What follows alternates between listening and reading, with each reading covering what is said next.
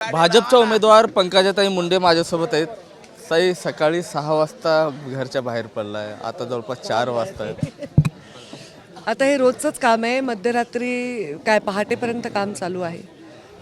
कारण म्हणजे आमचं बेसिकली ध्येय एवढंच आहे की लोकांच्या जास्तीत जास्त भेटी व्हाव्या. लोकांचं प्रेम आहे, विश्वास आहे. ताई तुम्ही नाही आला तरी आम्ही मतं देणार आहे असं ते म्हणतात. पण तेवढं शक्य तेवढं आम्ही भेटीगाठी द्यायचा प्रयत्न करतो. सकाळपासून सुरेश धसांना पण सोबत आहेत मतदारसंघ. मतदारसंघात आम्ही आलेलो आहोत, आष्टी मतदारसंघात. तर ते सोबत आहेत. हे सगळे कार्यक्रम त्यांनीच नियोजन केलेलं आहे. सर्वात जास्त लीड सुरेश धस अण्णाची राहील अशी चर्चा आहे. माझे नाही, मतदारसंघाची, मायबाप मतदारांची, माझी एकट्याची नाही, सर्व मतदार. तुम्ही किती उचकवलं तरी आम्ही उचकत नाही. एक मारणार नाही. निवडणूक कुठेतरी एक महायुद्धासारखी आहे असं वाटतं. काही आव्हान वगैरे आहेत महायुद्ध? ये वाला लेते हैं। Inverter AC. आप गैम्बलर हो ना?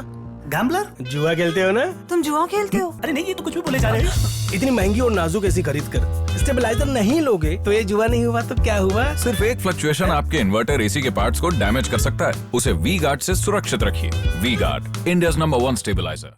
हे महायुद्ध म्हणजे आता नवीन कलियुगामध्ये काही थोडी अस्त्रशस्त्र घेऊन जाता येत नाही. मुद्दे घेऊन जातात. मुद्द्यांचं युद्ध आहे. विकासाचा मुद्दा सर्वात पुढे असेल. जिंकेल. विकासाचा मुद्दाच जिंकेल.